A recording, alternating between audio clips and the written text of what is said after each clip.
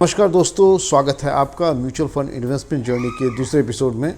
आज हम शुरुआत करने वाले हैं mutual fund approach, mutual fund invest journey की अप्रोच। पिछले वीडियो में आपने देखा है कि म्यूचुअल फंड कितने टाइप के होते हैं, म्यूचुअल फंड के साइज़ के हिसाब से उसमें कैसे कैसे जोखिमों के आधारित कैसे कैसे अलग म्यूचुअल फंड में एक इन्वेस्टर अपने फंड को पार्क करता है। आज हम उसमें एंट्री के लिए, उसमें अप्रोच के लिए, उसमें इन्वेस्टमेंट के अलग अलग तरीक़ों के व्याख्या करेंगे। मैं आपको अपने पहले वीडियो में बताया था कि कहीं भी इन्वेस्टमेंट के पहले सबसे पहला मंत्र होता है इन्वेस्ट इन योरसेल्फ, यानी इन्वेस्टर को ज़रूरत है कि सबसे पहले इन्वेस्ट इन योरसेल्फ का मतलब समझें, अपनी प्रोफेशनल स्किल को डेवलप करें, टेक्निकल स्किल को डेवलप करें, फिनेंशियल नॉलेज की अंडरस्टैंडिंग पक्की करें ताकि उसका अगला चरण इन्वेस्टमेंट की दिशा में जागरूक हो। फिर दूसरी चीज़ जो कि बहुत मायने रखती है वो है आपका हेल्थ। आपका हेल्थ आपकी फैमिली की हेल्थ। अगर आप हेल्दी हैं, आप मेंटली वेल हैं, तो फिर आप इन्वेस्टमेंट के लिए या जीवन के अगले लक्ष्य के लिए जागरूक बोले जाएंगे और आपका विश्लेषण सटीक रहेगा। सो एक हेल्दी लाइफ और हेल्थ से रिलेटेड रिस्क से बचने के लिए यूज़र को हमेशा सलाह दी जाती है कि वो अपने लिए एक इन्वेस्टमेंट प्लान श्योर लें। सो एक टर्म लाइफ इंश्योरेंस प्लान अपने लिए बेहतर है, फैमिली के लिए एक इंश्योरेंस प्लान बेहतर है, और सेपरेटली आप म्यूचुअल फंड में जर्नी की शुरुआत कर सकते हैं। पिछले वीडियो में हमने तुलना की थी फिक्स डिपॉजिट की, और फिर हम आते हैं म्यूचुअल फंड की। फिक्स डिपॉजिट नो डाउट एक बहुत ही महत्वपूर्ण और एक बड़ा ही मजबूत इंस्ट्रूमेंट है, तो शॉर्ट टर्म होराइजन को पार करने के लिए, जिसमें कि जोखिम का लेवल काफ़ी कम होता है। लेकिन अलग तुलना करते हैं म्यूचुअल फंड के कंपैरिजन में इस मोड ऑफ इन्वेस्टमेंट की, तो इसमें कुछ अलग लिमिटेशंस है। जैसा कि फिक्स डिपॉजिट में पहले ही नाम से पता चलता है कि इसमें जो भी आपकी डिपॉजिट होती है, जो भी इसके इंटरेस्ट होते हैं, वो फिक्स इन नेचर होते हैं। ये लंबी अवधि में इन्फ्लेशन को बीट करने में सहायक नहीं होता है, और इसमें आपका कैपिटल एनी टाइम लॉक रहता है। यानी कि आप कभी भी इमरजेंसी केस में अगर अपनी एफडी को ब्रेक करते हैं या प्रीमैच्योर विड्रॉल करते हैं तो you are going to lose your interest. हैं म्यूचुअल फंड से होने वाले फ़ायदों के बारे में, म्यूचुअल फंड के की पॉइंट्स के बारे में। सो म्यूचुअल फंड में सबसे बड़ी एडवांटेज होती है कि it is managed by a professional which is a mutual fund manager. इसमें आपको पावर ऑफ कंपाउंडिंग का मैजिक देखने को मिलता है, जिसमें आपकी तयशुदा रकम पे इन्वेस्ट की हुई राशि एक अच्छे अंतराल के बाद इन्फ्लेशन को बीट करके एक बहुत बड़ा कॉर्पस इकट्ठा करती है।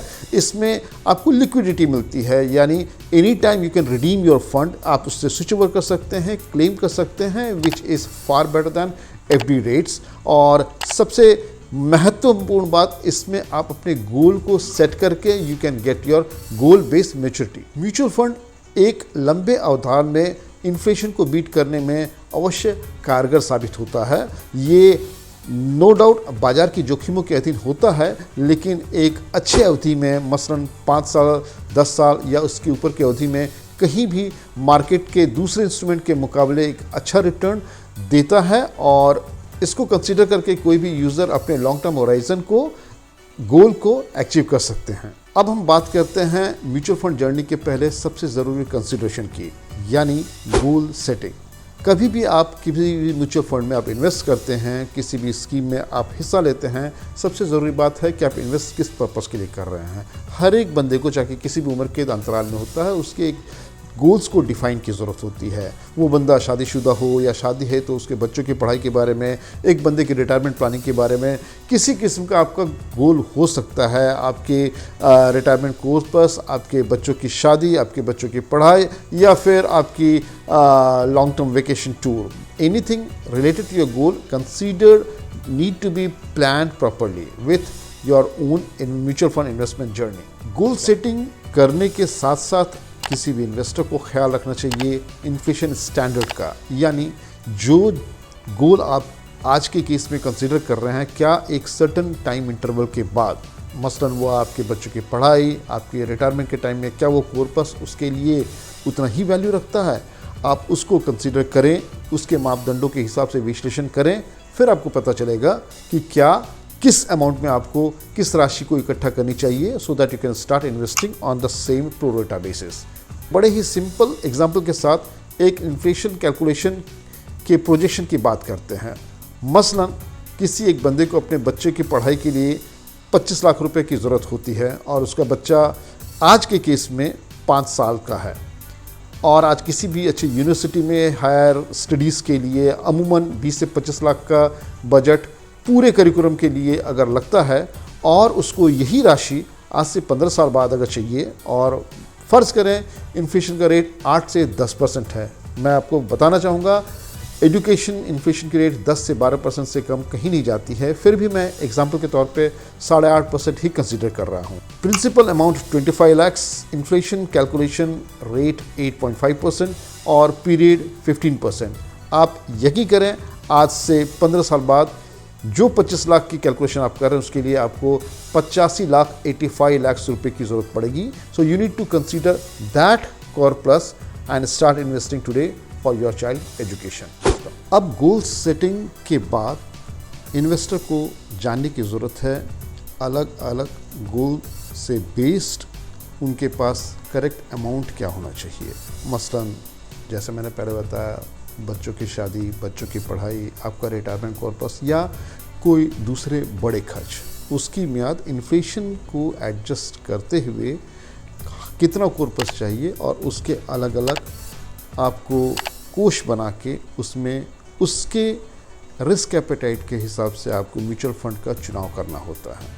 तो हर एक गोल की अपनी मियाद होती है, अलग टाइम होराइज़न होता है, वो टाइम होराइज़न आपको काफ़ी केयरफुली प्लान करना होता है और उसके हिसाब से आपको तयशुदा म्यूचुअल फंड हाउस में जाके अपने पसंदीदा म्यूचुअल फंड का चुनाव करके उसके पास प्रूवन ट्रैक देख के फिर उसमें इन्वेस्टमेंट की शुरू करनी पड़ती। तीसरे चरण में हम बात करते हैं to choose particular type of fund. जैसा हमने देखा कि हमने गोल सेटिंग कर लिया, फिर आपने टाइम पीरियड की स्लाइसिंग कर ली कि यानी कौन से गोल की मियाद कब पूरी होगी और उसके लिए आपको कब इन्वेस्टमेंट के कॉर्पस की ज़रूरत होती है। तो अब म्यूचुअल फंड की जर्नी शुरू करते हैं to choose a particular type of fund based upon your goal setting. Goal की सेटिंग आपकी 3 अंतराल की होती है, short term goal, mid term goal और long term goal. In summary short term goal आपके 1 साल से 3 साल के पीरियड, मिड टर्म गोल 5 से 10 साल और लॉन्ग टर्म गोल ऑफकोर्स 10 साल से ऊपर की अवधि आपकी टाइम स्पैन के ऊपर डिपेंड करता है। तो चूँकि शॉर्ट टर्म के गोल में आपको हाई रिस्क इंस्ट्रूमेंट की जाने की ज़रूरत नहीं है, इसके लिए हमेशा रिकमेंडेशन रहता है कि या तो आप डेब्ट म्यूचुअल फंड का चुनाव करें, एफडी का चुनाव करें, डिबेंचर्स बॉन्ड में इन्वेस्ट करें जिसमें आपको दूसरे फंड श्रेणी की तुलना में रिटर्न कम मिलेंगे लेकिन जोखिम भी नेग्लिजिबल या काफ़ी कम होता है। बात करते हैं हम मिड टर्म गोल की। मिड टर्म गोल जो कि अमूमन 5 से 10 या 12 साल का होराइजन होता है। Here you can park your instrument in hybrid fund, balanced fund और इंडेक्स फंड। इंडेक्स फंड्स जो कि सेंसेक्स या निफ्टी या किसी पर्टिकुलर इंडेक्स के तुलनात्मक फंडों में फंड हाउस में इन्वेस्ट करते हैं जिसमें कि लेवल ऑफ रिस्क मॉडरेट होता है। और आखिरी आता है लॉन्ग टर्म फंड जिसमें कि आप little higher range of fund में और उसके सिलेक्शन ऑफ शेयर्स में पार्क कर सकते हैं और उसमें आपके स्मॉल कैप या मिड कैप फंड आते हैं। जब आपने अपने प्रेफर्ड वे ऑफ इन्वेस्टमेंट को चूज़ किया है, यानी कि क्या आपने प्रेफर्ड लेवल ऑफ रिस्क को एस्टेब्लिश किया है, उसके बाद आपको मेथड ऑफ इन्वेस्टमेंट को ड्रॉ करना है और उसकी अंडरस्टैंडिंग पक्की होनी चाहिए। अब जैसे मेथड ऑफ इन्वेस्टमेंट क्या है, first is SIP, the most preferred instrument is the systematic investment plan, जिसमें कि एक तयशुदा वक्त पे जो कि आपकी वीकली, मंथली, बाई वीकली या अलग अंतराल पे हो सकते हैं, आप अपने एक सेट ऑफ स्टैंडर्ड्स के हिसाब से एक तयशुदा राशि किसी भी फंड में आप इन्वेस्ट करते हैं और over period of time power of compounding का इस्तेमाल करके वो एक अच्छा कॉर्पस इकट्ठा करती है। दूसरा आता है इन्वेस्टमेंट का मोड, वो है lump sum deposit, something like FD। You are parking your investment lump sum one at a time और वो एक ओवर टाइम पीरियड के बाद उस NAV के इंडिकेशन के हिसाब से आपको मेच्योरिटी अमाउंट देती है। और इसके अलावा 2 और मोड हैं which is STP and SWP। One is systematic transfer plan, which is a transfer of the investment from one fund way or to another fund house, and second is the systematic withdrawal plan, जिसमें कि उल्टा आप कह सकते हैं, it's opposite to systematic investment plan, जिसमें कि आपकी मैच्योर्ड राशि आप सिस्टमेटिकली अपने अकाउंट में वापस करते हैं, वेयर एज आपकी इन्वेस्टेड अमाउंट जो होती है मार्केट के नैव के हिसाब से, म्यूचुअल फंड के नैव के हिसाब से वो हमेशा बढ़ती रहती है, जो कि एक लॉन्ग टर्म निवेशक के लिए बहुत ही अच्छा इंस्ट्रूमेंट है। इसकी व्याख्या हम अगले वीडियो में करेंगे। Now the question comes how to step into mutual fund environment, यानी म्यूचुअल फंड जर्नी की शुरुआत एक्टिवली कैसे करते हैं। इसके लिए बहुत ही सिंपल उपाय है। आपके पास नंबर 1 खुद का एक बैंक अकाउंट होना चाहिए। दूसरी बात, आपके पास एक पैन कार्ड होना चाहिए।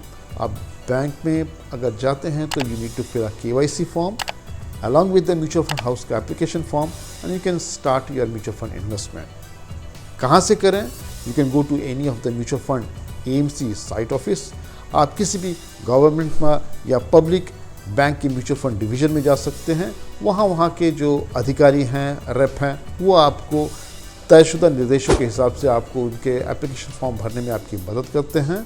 और आखिरी चीज़, online you can go to any AMC online, वहाँ पे अपने डॉक्यूमेंट प्रिपरेशन के साथ डिजिटली अपने म्यूचुअल फंड की SIP या लमसम प्लान को एक्टिवेट कर सकते हैं। फाइनली जानने की ज़रूरत है concept of mutual fund investment. Mutual fund investment के कुछ एक पॉइंट्स, की पॉइंट्स आपको कंसिडर करने चाहिए, जिसमें कि नंबर 1 है इन्वेस्ट ऑन टाइम। आप जितनी जल्दी अपने इन्वेस्टमेंट की जर्नी शुरू करते हैं, इसका प्रतिफल, उसका मैच्योरिटी रिटर्न आपको उतना ही आकर्षक मिलता है। Second is the time horizon, stay invested for लॉन्गर्स duration, यानी अगर आप अपने इन्वेस्टमेंट की जर्नी शुरू करके और काफ़ी दिन तक मार्केट में निवेशित रहते हैं तो उसको आपको कंपाउंडिंग का इफेक्ट भी मिलता है। Third, buy on every deep.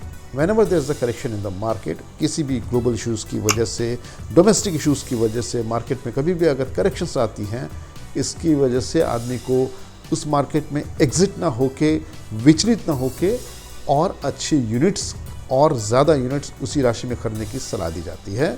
और अगला चरण आता है स्टेप अप इन्वेस्टमेंट। जैसे जैसे आपकी कैरियर जर्नी की स्टेप अप होती है, जैसे जैसे आप किसी कैरियर प्रोग्रेशन के पड़ाव पे आते हैं, you are getting any sort of development in the career, you are advise to step up your investment.